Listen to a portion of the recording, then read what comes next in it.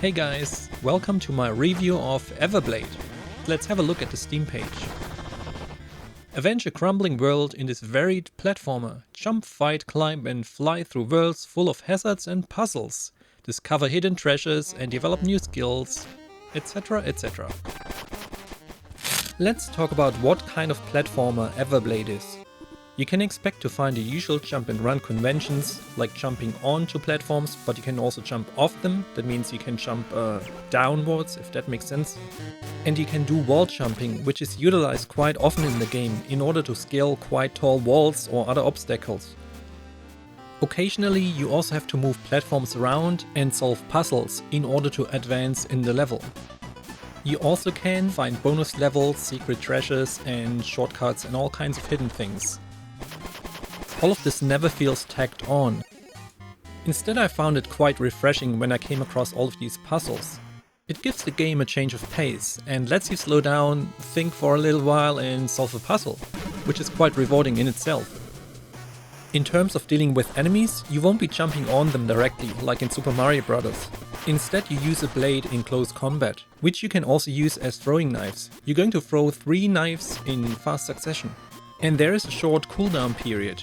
You can shorten this cooldown period later on by buying upgrades. And I think I'm not going to spoil anything by saying you can also find a fire and an ice blade. You will have to use them strategically later on in different levels and boss fights. I'm not going to go too much into the backstory, but I can say that you have to defeat an evil mage and you're one of the last survivors, and the chosen one who wields the special blade.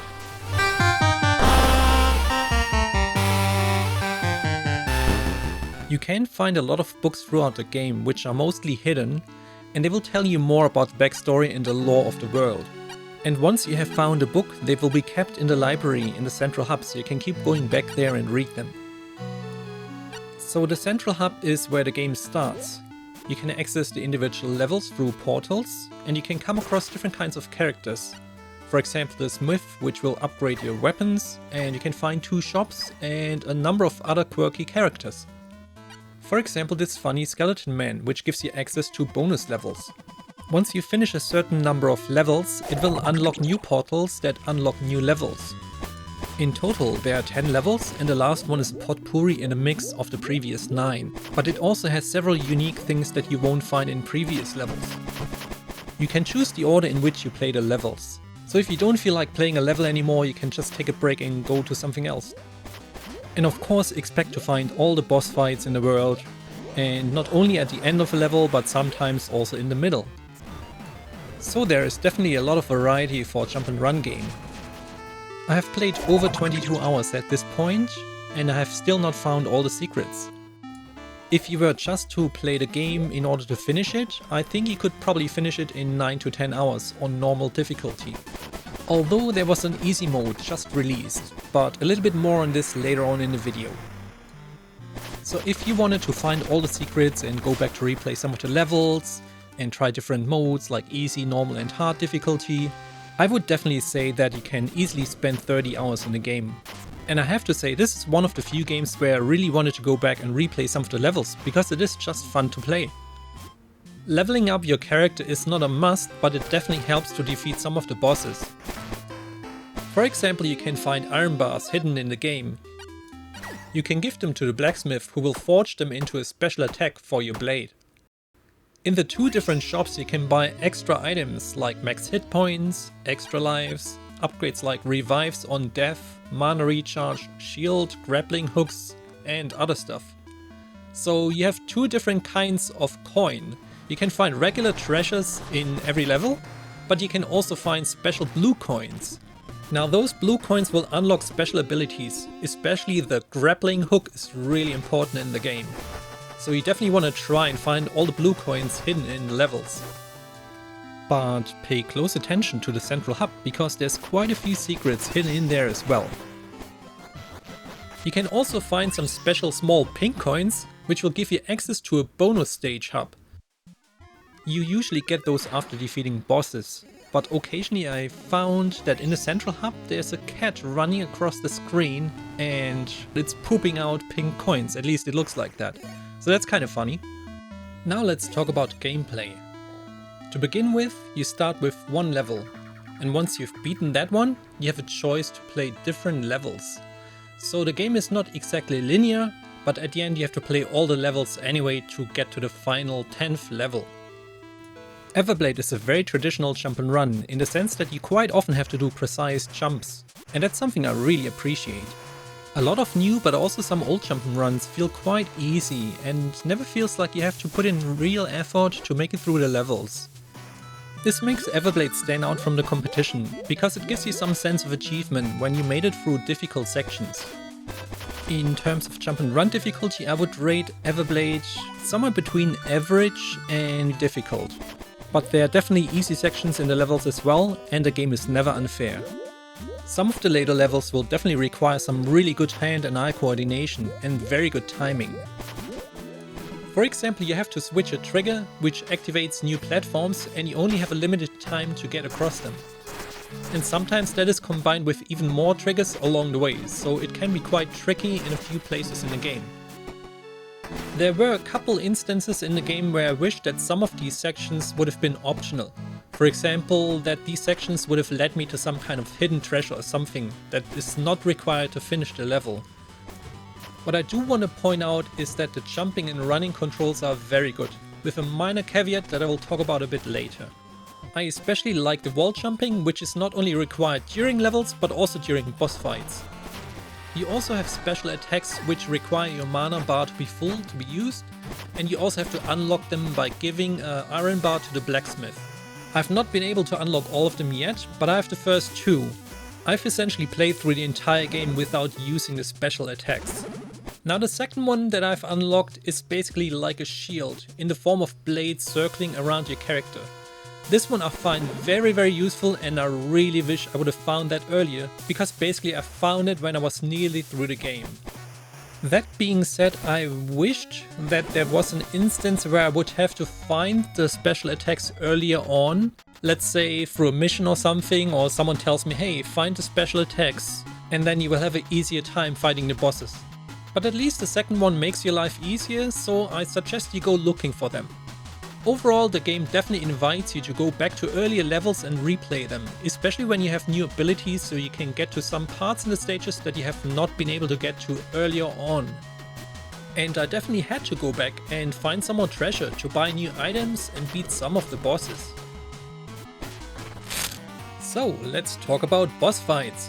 So I think that Everblade has some of the best boss fights I've seen in any jump and run game on any system, hands down, and back to the 90s or even 80s. First of all, I really love the creativity that went into making the bosses. I don't want to tell you too much or spoil anything, but the mountain boss is one of the coolest one I've seen in a very long time, across all genres. There are definitely some surprises ahead of you, and I'm sure you won't get bored. What I also really like about boss fights in Everblade is that you don't have to just jump on the head of Bowser 3 times and he's done. No, there's definitely more to the bosses in Everblade. You have to be quite strategic and find out what the strategy for each boss is. And then it probably takes you a few lives to practice and master it in order to beat all the bosses. It will definitely make a difference what blade you use. I had to switch between different kinds of blades for some of the boss fights, so there's definitely a strategic aspect to using them. In terms of difficulty, I can say that now replaying several of the boss fights multiple times, some of them are not too bad, but some of them are quite difficult. And I definitely found some of the later boss fights to be easier than earlier ones, but it's not too bad and it doesn't really occur often. Now, unfortunately, I have to talk about the controls a little bit more, because as I mentioned briefly earlier on, I have been having some issues with throwing the blade. So generally speaking, the controls work really fine, but ever so often it happens then, for example, when I'm facing to the right and I'm throwing my blade, the character will suddenly turn and throw blades to the left. Now, during levels themselves, this didn't happen really often, but I found that it happened more often during boss fights. Instead of hitting the boss, I'm turning around and throwing my blades into a wall. That can be definitely frustrating, as it happened to me a few times in different boss fights.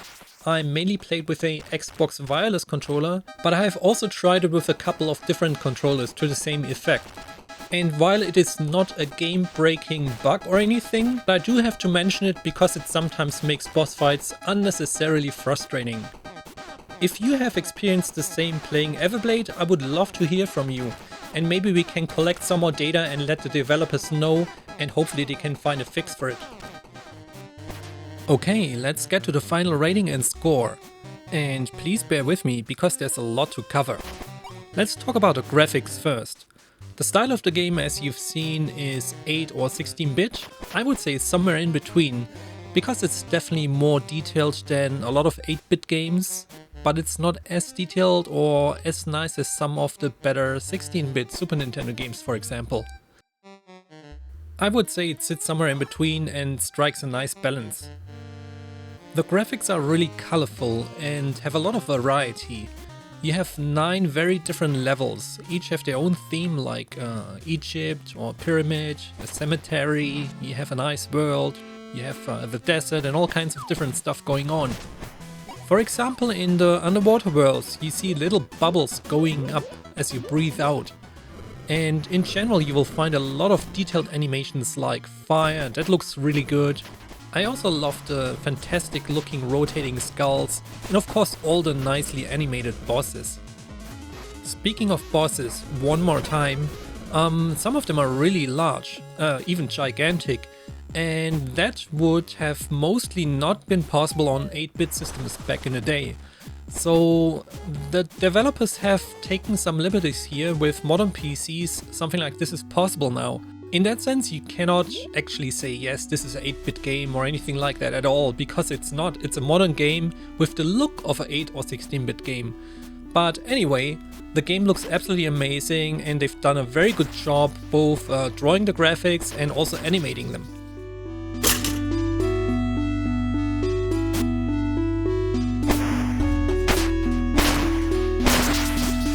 The music and sound effects continue in this tradition. They're both excellent. I love the tunes and some of them became quite the earworm to me, and that's definitely a good sign. Every level, the central hub and different kinds of places in the game have their own theme. And again, just like the graphics, they're kept in 8 or 16-bit style and are masterfully done. Overall, the music and sound effects fit nicely with the graphics. Nothing feels out of place and everything seems like a perfectly fitting shoe. So overall, the music and sound effects support the high production values of the game. Last but not least, the gameplay. How is the game? So first of all, level design. I think the level design overall, including the central hub, is really nicely done. You have a lot of hidden things and secrets that you can find out, and overall the game invites you to play it over and over again. Go back to old levels and replay them with new weapons in order to find new secrets. This is also part of the game mechanics because you have to find more treasure so you can level up yourself in order to buy more items that give you an easier time defeating the bosses. The game is average to difficult but has its easy sections as well, and it definitely has some challenging boss fights. The boss fights in general are really well done. Some of them are the best or compete with the best that I've seen in the past 30 years, and I've definitely played a lot of games. Boss fights in Everblade are very creative, they can be very challenging, and you definitely have to find a strategy and know how to defeat them. You're not going to get very far with random button mashing. No. In the end, nothing beats the rewarding feeling of defeating a difficult boss. You can probably beat the game in 9 to 10 hours on normal difficulty, but if you want to find all the secrets, bonus stages and all the good stuff, you can probably play 25 to 30 hours. Everblade has an incredible variety of things to do. You have your platformer, you have to fight enemies and bosses, but there are also puzzles that you have to solve. You can hang around in the central hub and play bonus stages or read through the books that you find in the levels, and there's just so much to do and so much variety that I've seldom seen in a platformer. It's just so much fun to play. The developers have also really been listening to the players and have been implementing several updates. Recently there was an update with easy play mode, and they've improved several things that people have complained about. That's something, for example, that we've never gotten back in the day. Can you imagine buying a card from Sega or Nintendo and somebody would complain about, hey, I don't like how this plays, I don't like how it looks. Kudos to the developers because they've been really listening to people and they're trying to make the game even better than it already is. It's not something that you should take for granted. So in my opinion, it shows that the developers really care. The only real thing I could complain about the game myself is the blade shooting in the wrong direction bug. I still cannot exactly say why and when it happens. It seems to be a little bit random, but I can say it's not a major issue, but for transparency I do have to mention it. So if any of you have experienced this kind of behavior, do let me know in the comments below. Okay, so how good is this game? If this was the 90s, you could sell this game for full price, like Super Mario Bros., any Nintendo, Sega or major studio game. In my opinion, this is what would be considered a AAA game back in the 90s. It's really great, has amazing graphics, plays very well, there's a lot of fun to play. There's a lot of replayability and I think I will play this for a long time to come. I'm sure this will be a classic down the line. The game has no major faults and the graphics are beautiful, the sound and music are beautiful, and it's just as good as can be. So I'm giving Everblade a 9 out of 10, which is a golden toast with jam on top. Congratulations! Make sure to hit those subscribe and like buttons below so you don't miss out on future content. Especially because I'm going to release a mini documentary on the Everblade developers. And we are going to have a little giveaway, so make sure to stick around. Thanks for watching and I'll see you next time.